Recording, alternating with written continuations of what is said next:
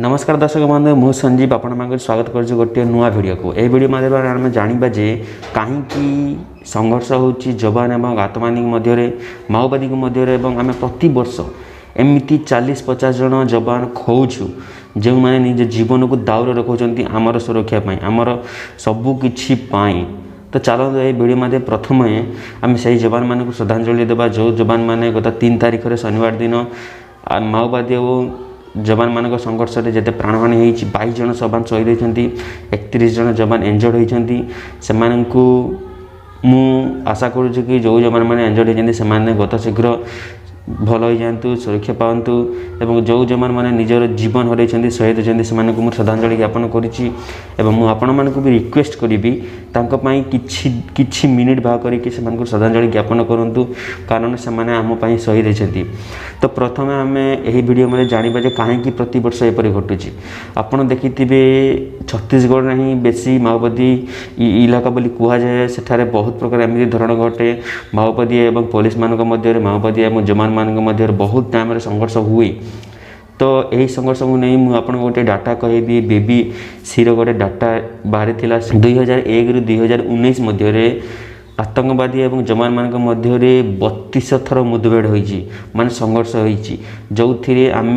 1200 जवान हरइछु आतंकवादी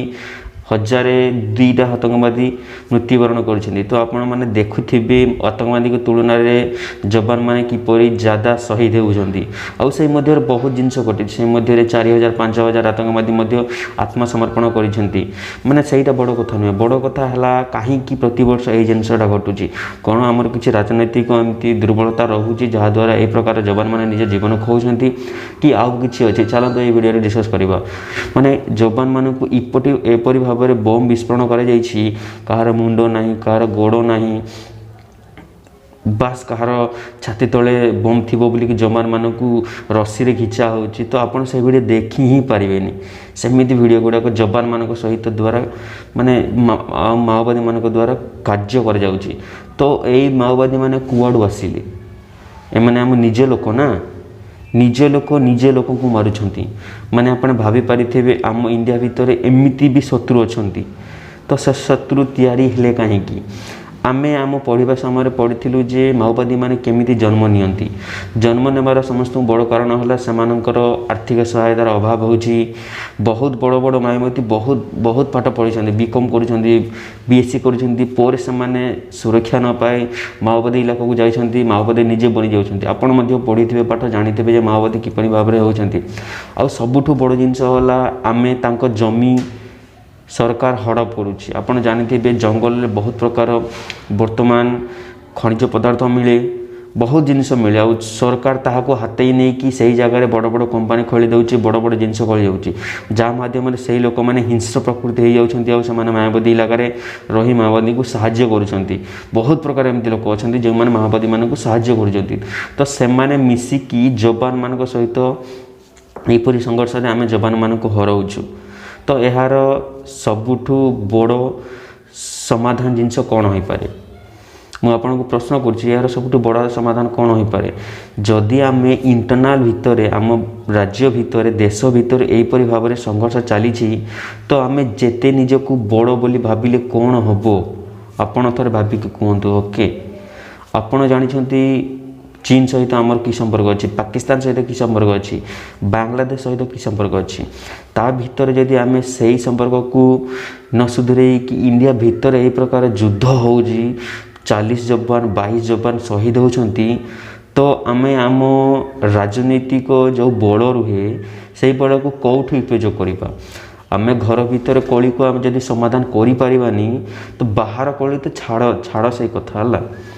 तो यह आम सफल भाव में किपरि रूपायन करिपरिबा सबुठु बड़ कारण है आमको माओवादी मान सहित कथा हवा पड़ेगा बात कर हमको बात करना पड़ेगा कि वो क्या चाहते हैं से माने कौन चाहूँगी सबुठु बड़ जिनस है सेटा से माने क्लीयर कट रखंतु सरकार द्वारा हो कि कहा द्वारा हो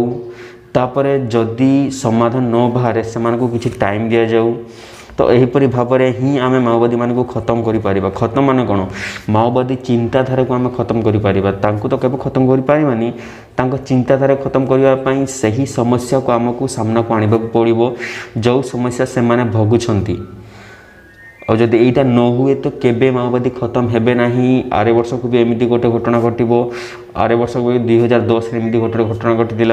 आपन जानी 72 जवान शहीद होते से मुठभेड़ आ सही माओवादी मान लीडर जो कहुच्छे कि यही 3 तारिख में जो प्रकार संघर्ष होठार से सामिल अच्छी तो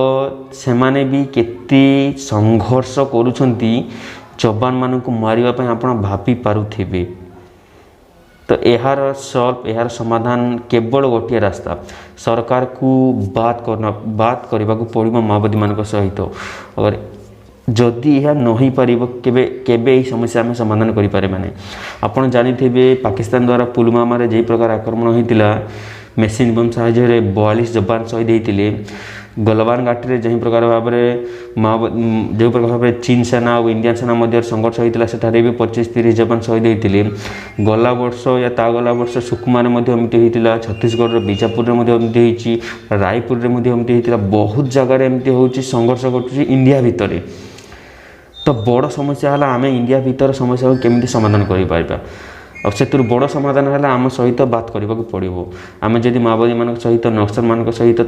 समस्या न शुणी आम निज हिसाब से कार्य करवा तो माओवादी केबे समाधान हो पार ना। यही समस्या प्रति वर्ष चलो प्रति वर्ष एमती CRPF जवान निजर जीवन हराइबे। तो मोर कहबार कथा है ये वीडियो माध्यम मुझे श्रद्धांजलि देवाक चाहे जो जो जवान मैंने ये प्राणहानि घटी और से जवान मान सुरक्षा मुझे चाहे जो जवान मैंने बहुत इंजर्ड होती कहार गोड़ जाहार हाथ जा तो यही जिनस केमिति दुबारा न हो से जिनसा आम राजनीतिक दल मानक भाईवा पड़ो राजनीतिक जो सरकार जी से भाईवा पड़ो से चिंता करूँ थे जवान मैंने केमती निजर जीवन हराउंट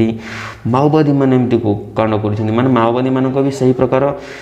माइंड अच्छी कि से जवान मान को घेरिकी मारी पार्टी माने से कौन आम कहीपर कि माओवादी मान मध्य मूर्ख लोक मैंने अच्छा ना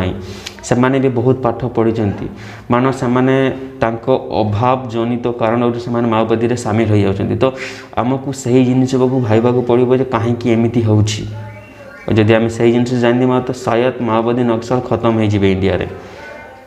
तो मु सिर्फ यही वीडियो एति कहि कि आमे आशा करवा कि सरकार किसी निष्पक्ष कुछ नीति तैयारी करूँ माओवादी मान नक्सल मान समस्त जहाँ द्वारा समस्ते मिलमिशिक रे से माने आम भाई आम भाई है आम निज निज को मारुछु देश भितर यहीटा हूँ आ बड़ जिनस कि नुहे जदि निज निज भितर आम एमती कली करवा तो समाधान केबे हो पारिबानी। तो आज वीडियो से एति कहबी आ किसी कहबिनी रोची बहुत बहुत धन्यवाद।